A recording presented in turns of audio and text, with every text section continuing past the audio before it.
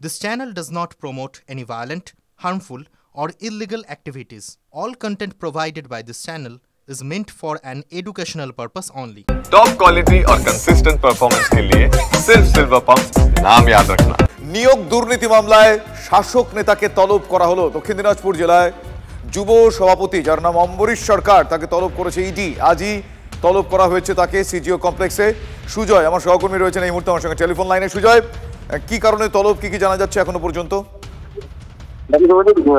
Group 2 এবং group 2 নিয়োগ দুর্নীতি মামলায়, সেই মামলায় অম্বরীশ সরকার যিনি দক্ষিণ দিনাজপুর জেলার যুবর সভাপতি জানা যাচ্ছে, তাকে ইডি তলব করেছে। আজকে 10:30টার মধ্যে তাকে সিজিও কমপ্লেক্সে হাজির হতে বলা হয়েছে এবং সূত্র মারফত জানা যাচ্ছে তিনি আজকে হাজিরা দিতে পারেন। এবং যেটা ইডি সূত্র মারফত জানা যাচ্ছে যে তাদের বেশ কিছু তদন্তের সূত্রে তার নাম উঠে এসেছিল বেশ কয়েকজন সাক্ষীর মুখ থেকে, সেই কারণেই তাদের সেই অনুযায়ী তাকে তলব করা হয়েছে জিজ্ঞাসাবাদের জন্য। আজকে প্রথমবার তাকে তলব করা হলো, জিজ্ঞাসাবাদ করা হবে, তার বয়ান রেকর্ড করা হবে এবং অন্যান্য যে সমস্ত তথ্য প্রমাণ তদন্তকারীদের কাছে রয়েছে সেগুলির সঙ্গে মিলিয়ে দেখা হবে যে অম্বরীশ সরকারকে জিজ্ঞাসাবাদ করে তিনি যে বয়ান দিচ্ছেন, বয়ানে যদি তাকে জিজ্ঞাসাবাদ করে যে ইডি সন্তুষ্ট হয় তাকে পরবর্তী তদন্ত এগিয়ে নিয়ে যাওয়া হবে। যদি সন্তুষ্ট না হয় তাহলে ফের আবার তাকে তলব করা হতে তবে আজকে 10:30টার মধ্যে তিনি হাজির হন কিনা সেটাই এখন দেখার। ধন্যবাদ সুজয়।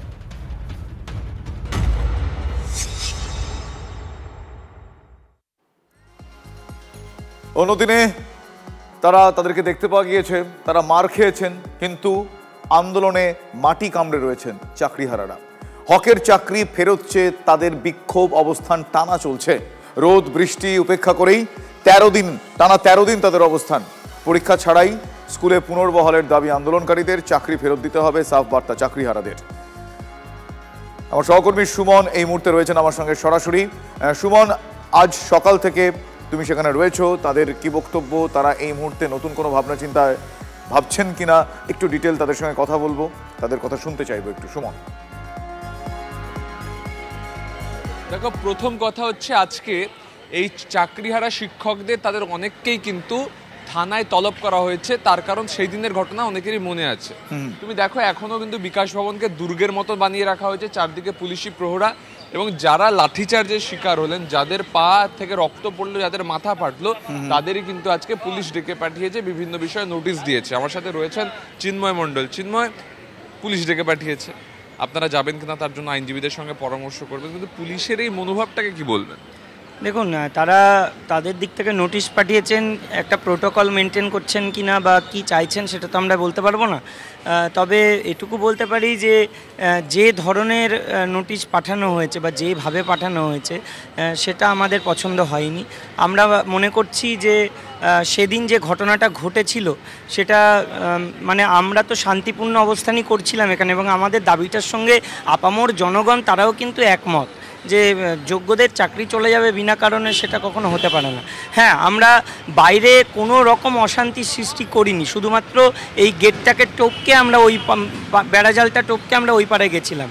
এটাই আমাদের কি ভুল হয়েছে? মানে আমরা ভেতরে প্রবেশ করে কোনো সম্পত্তি যেটা বলছে ধ্বংস করেছি, ভেতরে আমরা ভবনের ভেতরে পর্যন্ত ঢুকিনি।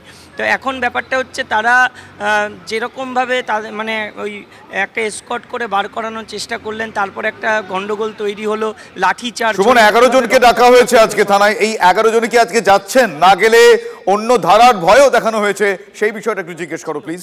সেটা তো ওইভাবে না নিলেও পারতেন, কারণ একটা দিনের ঘেরাও এমন কি এসে যেত। 11 জনকে ডাকা হয়েছে, তারা কি আজকে যাবেন এখনো পর্যন্ত সিদ্ধান্ত হয়েছে? দেখুন, কতজনকে ডাকা হয়েছে, টোটাল ডাকা হবে, সংখ্যাটা খুবই মানে ফ্ল্যাকচুয়েটিং। তো আপাততভাবে আমরা 6 জনকে পেয়েছি যারা ইন্ডিভিজুয়ালি হোয়াটসঅ্যাপে নোটিশটা পেয়েছে। লয়ারদের সঙ্গে আলোচনা চলছে, লয়ার যেভাবে এগোতে বলবেন তারা সেইভাবেই স্টেপ নেবে। আর আজকে এখানে কি কর্মসূচি রয়েছে? তার কারণ আমরা দেখছি যে শিক্ষকরা তারা রাত কাটাচ্ছেন এখানে রোদের মধ্যে শুয়ে আছেন। আমরা আলোচনা চলছে, যেহেতু আজকে একটা এরকম ব্যাপার যে কেসের নোটিশ পাঠানো হয়েছে, তাদের যেতে বলা হয়েছে, তো আমরা লয়ারদের সঙ্গে সেই বিষয়ে আলোচনা করছি, এই বিষয়টাতেই নজর রেখেছি। শিক্ষামন্ত্রী তো আসছেন না, তার সাথে কি করে দেখা করবেন এখানে বসে? দেখুন, আমরা আমাদের আন্দোলন চালিয়ে যাচ্ছি, আমাদের দাবিটা একটাই।